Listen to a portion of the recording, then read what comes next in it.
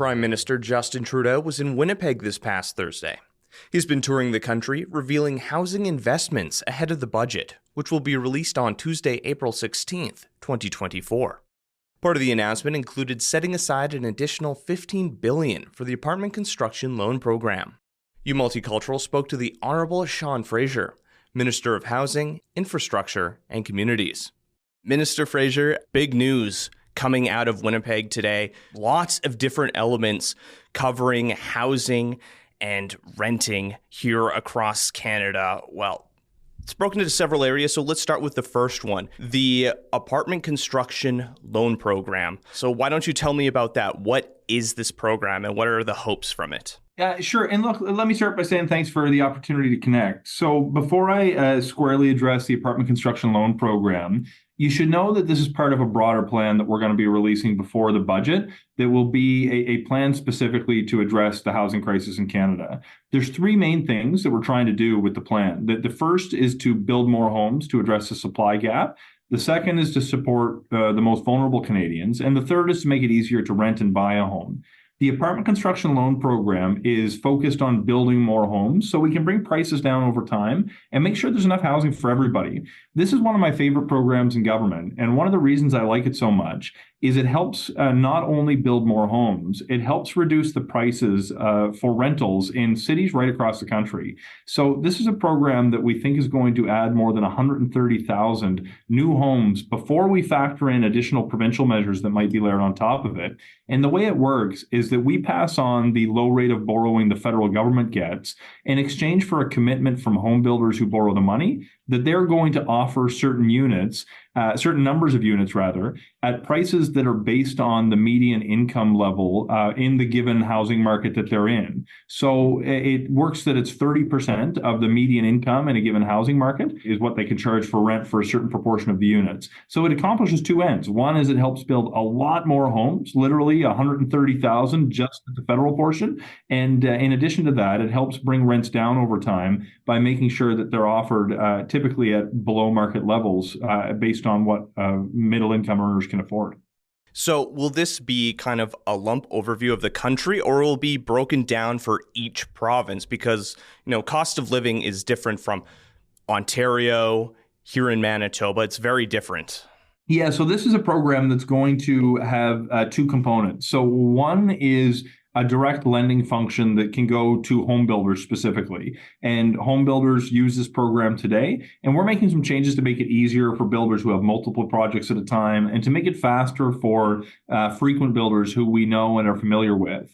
The second component is going to be offered through a new initiative called Canada Builds. And this is one where we're going to strike deals with provincial governments to level up what we can get done. The first deal was actually signed a number of weeks ago with the provincial government of British Columbia, where we put $2 billion on the table in exchange for a combination of access to provincial land and to provincial financing to make sure that middle-class workers can afford to live in the communities where they work. Nurses and firefighters and teachers should be able to live in Vancouver if they work in Vancouver. The same is true in every other city. And when we actually negotiate those deals with provinces based on how much they're willing to put forward, we think we can get a better return on our investment. So the exact amount broken down by province will depend on the level of ambition that each province is willing to come to the table with. I know part of this conversation you're mentioning that this Canada Builds is based loosely on the BC Builds initiative. You feel that it is a good example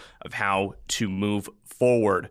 Another thing that was mentioned was home buyers and renters bill of right issued within these steps. How, you're mentioning those conversations with provinces. What are those early interactions like right now with Premier and other cabinet members in these early discussions? So it depends on the specific province. And because this is a pretty fresh idea, although we broadcasted previously, we were interested in moving this direction. The response has been different from different from different jurisdictions. So what we're trying to do with the Renters' Bill of Rights is to crack down on rent evictions, for one. The second is to create a standard form lease that it puts a floor under everybody who rents in this country to ensure that everybody's got access to basic protections. And we have to work with provinces because it is within a provincial jurisdiction, but we want to create an incentive to actually adopt these protections at a local level. And third, we want to give transparency in terms of what people have been renting, what price people have been paying to rent in a unit before you move in. Because provinces hold the actual hard power on this specific piece, we want to tie the access to federal home building infrastructure like water pipes and sewer pipes to the adoption of certain pro-housing policies, including a Renters' Bill of Rights. So we're trying to put federal money on the table, literally billions of dollars, and saying if you want access to the money, we want you to come to the table with reforms that make it easier to build houses and easier for people to actually get into the market, both as renters and buyers. So we're going to try to leverage federal investments to increase adoption. And some provinces will want to adopt this on their own. Others will probably require some discussion. But my sense is when we come to the money, not just with a desire to get something done, but money to help it get done, we're going to see some serious uptake. Ontario, Saskatchewan, and Alberta have mentioned that stuff like this is overstepping bounds. How do you work with these provinces to ensure that the needs of Canadians are met? You're mentioning these incentives and everything. How does the federal government stand as a strong leader to help lead provinces towards addressing the housing crisis here in Canada? Look, this is a crisis. You've used the right word. We have no time to waste. I sense that most provinces and territories, even the ones who've expressed reservations, do want to get more homes built.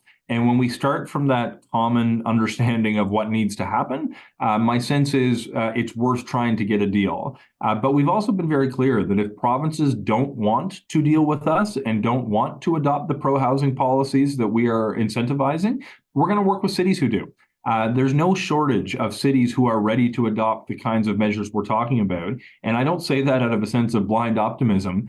I can tell you from personal experience, when we rolled out the Housing Accelerator Fund, we were incentivizing cities to adopt some of these kinds of changes, like adopting 4 units as of right, like more density near post-secondary institutions, like more density near transit stations, like faster permitting processes. And I was blown away by the level of ambition that communities right across the country were demonstrating. My hope is to work with provinces who are ready to negotiate agreements to fundamentally change how homes are built in this country so we can end the housing crisis. But if provinces are reticent, then we're going to work with the most ambitious cities in Canada and park our money there if we're able to achieve a greater return on investment. Okay, let's talk about how homes are built. For a lot of younger people like myself and like Gen Zs, there's this fear of the impending climate crisis, another crisis, not just the housing one, of how our houses are built and the density and things. With this funding and everything, how do you ensure that these apartments and houses are built up to environmental standards and that they're of high quality? There's nothing worse than you build a bunch of homes and they're poorly put together, and they're not helping in addressing climate change. Look, thank you for the question. I find not enough people are asking these types of questions. I've cared about this stuff since I was a kid. My first foray into elected office was when I became the vice president of my elementary school environment club when I was in grade 2. But literally since then, I've been advocating for a healthier environment and policies that will help fight climate change. I live in a community that was impacted by a hurricane just a couple of years ago that saw homes that were swept into the ocean. We have seen people in my province who were killed with extreme floods, and forest fires have burnt homes to ashes. We need to do everything we can to adopt adaptation and mitigation policies when it comes to climate change, including in home construction. So to answer your question, the way that we're going to do that is by putting new criteria into the National Building Code and then putting incentives on the table for provinces to actually adopt the National Building Code, similar to some of the measures that we talked about before. In addition, we have the opportunity to work with the design catalog that we're producing now to create pre-approved designs, and we'll work with municipalities and with provinces to ensure that we're not compromising on environmental outcomes when we're trying to speed up the process of home building. And I don't think these two have to work against one another. And you often point, and in fact, I've had some opposition MPs suggest it was a bad idea to insist on efficiency in building code standards because it's going to drive up the cost of home building. But I can tell you, I come from a rural community. My neighbors who use home heating oil and live in a 100-year-old home can barely afford to keep their home warm in the winter. When we actually invest in efficiency and we incentivize the adoption of heat pumps and we insist on a building envelope that is efficient and passive where we can actually reduce the cost of living for the people who live in those homes. You got to keep in mind, it's not just the cost of building that impacts the cost of living. It's the cost of keeping a place running, whether that's rent, whether that's your power bill, whether that's your mortgage. All of it's tied together. But in the 21st century, we have to insist that we're going to have a base level of efficiency. You think it's expensive to build a home?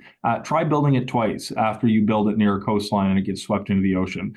We have to be sensible about these policies, recognize the era that we live in, and adopt policies for the generation, not just that lives here today, but is going to come for the next number of decades.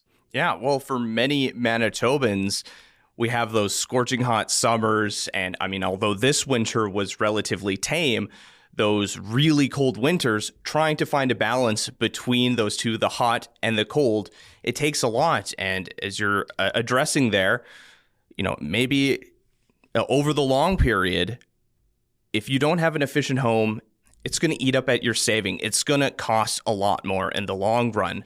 Looking towards the future, we have these new programs and initiatives that are being brought out, the Canada Builds and the Homeowners and Renters Bill of Rights being discussed. What's sort of next once these things come through? For some people, it feels like some of these things don't go far enough. That changes to earning credit for paying rent on time is a good step. But for a lot of young people, the idea of owning a home still seems out of reach. Yeah, you're absolutely right. And it's not fair for a generation of young people who see their parents and grandparents who bought into a housing market when it was very affordable to do so, who are going to retire with a lot of wealth that's been built up in that equity and never have that opportunity for themselves. Part of our plan to solve the housing crisis is going to focus squarely on the ability of people, and disproportionately young people, to rent if they choose to and buy if they want.